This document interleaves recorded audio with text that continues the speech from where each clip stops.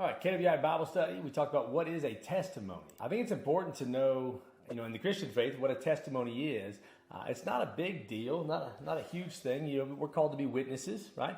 No more than if you had witnessed a crime and you're being called into a court, you would have to, again, you're being called as a witness and you're going to give your testimony.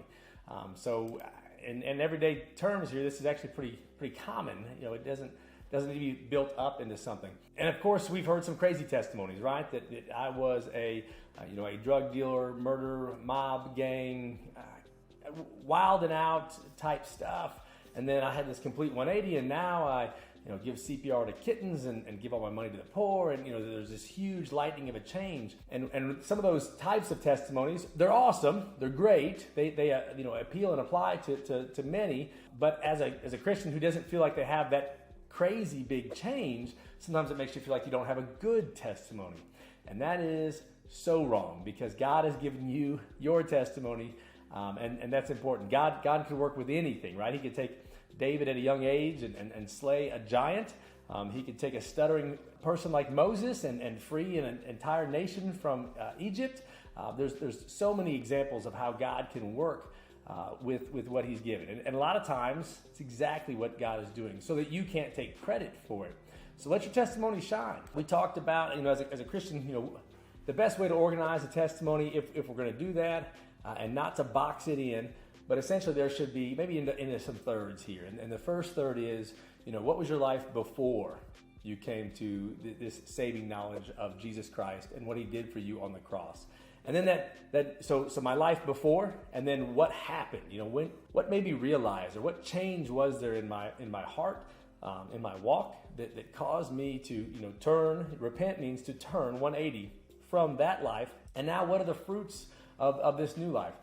Not that works or how we get to heaven, but James will tell you that a faith without works is dead. There should be evidence of this change. If I'm claiming to be a Christian and my testimony is that I used to, and I list this long list of sins, and then some of my friends or listeners are like, yeah, but he still does a lot of that stuff. The majority of it. He's still. What change has there been? The Bible talks about taking out a heart of stone and putting in a heart of flesh. Like you were dead and now you are alive in Christ Jesus.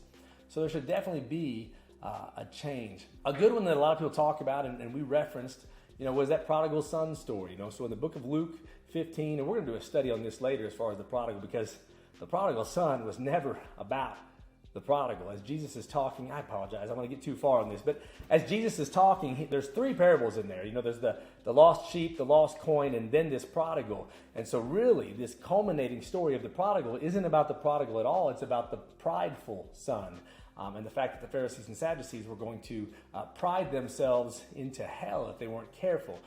Anyway, the prodigal son is often used as a testimony, type of story, because you're going one direction, away from the Father to a foreign land. You're doing wicked and evil things, and then whatever happens. You realize, I don't deserve to be in my Father's house. I am wicked. I am evil. There's nothing I can do to get back to restore myself to Him. I'm simply going to go and throw myself on His mercy, and hopefully I can just be a servant in His house. That the prodigal was truly repentant in that he was convicted that he was wrong, and that he wanted to reconcile any way, shape, or form, even at the lowest level with his father. And then you get to see what happens, and that the father fully restores the prodigal son. So that's the before, what convicted your heart, and then that change after. I think for me, as I talk about my testimony, growing up, I think I never doubted that there was a God. It's just how I was raised, and as I look around the evidence around me, this world and this planet, and you read Genesis, to me, that's what makes the most sense. So as a person who is skeptical, I just never did buy the billions and billions of years and evolution. How long do I have to stare at a rock before it turns into a Duramax for me? That's the kind of stuff I want to see happen. So I truly believe that there is a being outside of time, space, and matter. There has to be, in order to the whole thing to kick off. And that God I can know by reading the Bible. Now, the problem I was having in my relationship was I knew there was a God. I thought I was a pretty decent individual, so I thought that I just needed to clean up some things. So I had some works-based problems with me that I was the firstborn too, maybe like the prideful son in the prodigal story. But I believed that I could probably eventually become good enough type stuff. And I also had a big issue, I think, with who was Jesus. And my favorite, in the book of Luke, and there's an account in Mark that talks about Jesus talking to his disciples, and he says, "Who do people say that I am?" And as they spout off examples of Elijah or John the Baptist or one of the prophets, people were putting Jesus in all the wrong categories. John the Baptist was an amazing, evangelical speaker, sort of a call to arms, baptize and yeah, Jesus was that kind of person too, but he was so much more. Elijah was a miracle worker, rose people from the dead and then ascended into heaven in a fiery chariot. Did Jesus do all those things? Yes, but he was so much more. Was Jesus a prophet? Yeah, I think he spoke prophetically. I think he talked to us about what the end of times would look like. And he was definitely a lot of prophecy fulfillment was happening as he was born and lived.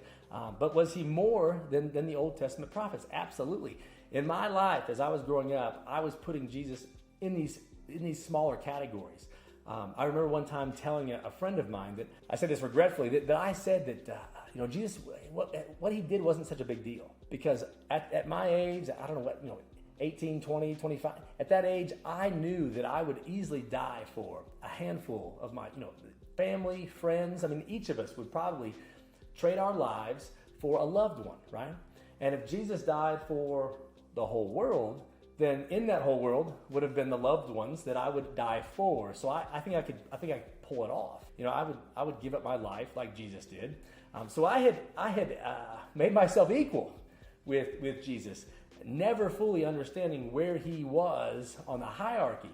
So once again, as you read your Bible and you come to the full realization that the God of the universe, who created everything, humbled himself, humiliated himself by clothing himself as his creation in the flesh of his son Jesus Christ. And then read how he was born, in a manger to a poor family, to a carpenter's son. Definitely, he came to serve, not to be served. He washed feet. He truly was the servant leader, loved us so much that he died, even to the point of death on a cross. Paul wants you to know that was a disgusting way to go out, and God did that for you, for me.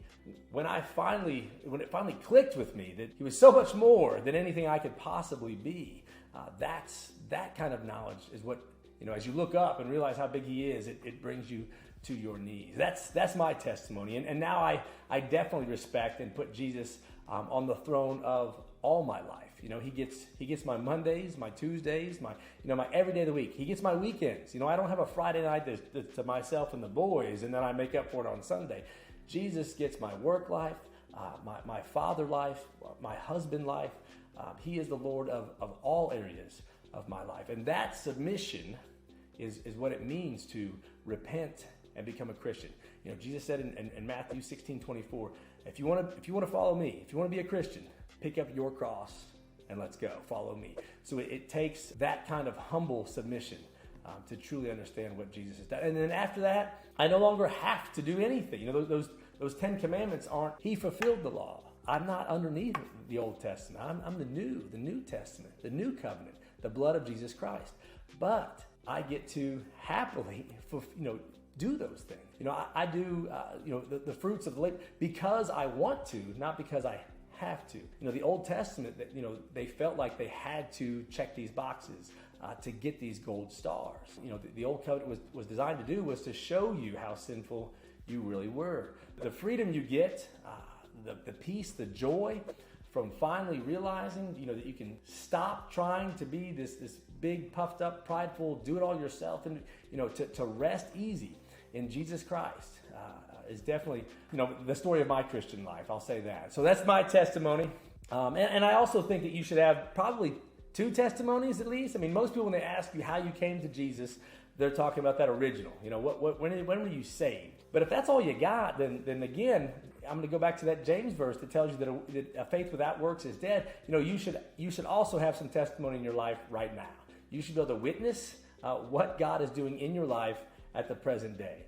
And I will say that I really enjoy doing what we do here at Kentucky Welding Institute. We are a faith-based school. We don't proselytize. We don't push. We all walks of life come here and learn how to weld. But we do offer Bible Sundays, and that gives us an opportunity to share our faith. It gives students an opportunity to come up with questions and challenge my beliefs. Maybe they want to come at different thoughts and walks of life, and that's awesome. But I really feel like what we do here is a pretty cool ministry. Not to scare you away if you're not.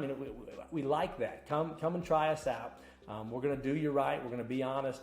But we are going to be strict. We've got just like, I guess, the Ten Commandments, right? We're going to try to live up to that kind of stuff. We're going to write standards, no more or less than, let's say, the D11. It's a code book. We're not failing you. We're adhering to the code book. If your weld is tossed, then it's tossed. So we're going to follow our laws in our heart and do the best we can by you. But I have truly seen a lot of great, good stuff coming out of what we do here at the Kentucky Welding Institute. So that's a testimony. And if you're a Christian, then you should have one. You definitely need to be sharing that thing. That's one thing we're called to do. Go ye therefore, making disciples of all nations, baptizing in the name of the Father, the Son, and the Holy Spirit, and teaching them all of my commands. So you should definitely, it's the only thing you're asked to do really is just go tell. Tell what God has done in your life, and it's the easiest thing you can do. Now, I'm going to contrast this with a different study we've had talking about 1 Peter 3:15. When you go to defend your faith, I think you should, if your testimony is heavily weighted in emotion and a personal experience, that can't possibly be the same for everybody else. Like, it will speak to some, but when I'm asked to factually, defend my Bible, is it historically accurate? Is it attested to? I should be able to do that too.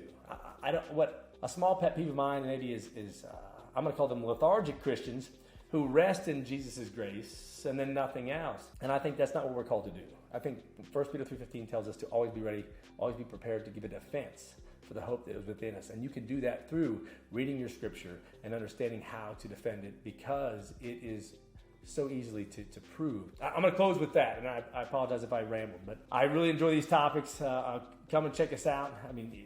If you come to the school, then we do these Sundays every Sunday. So thanks.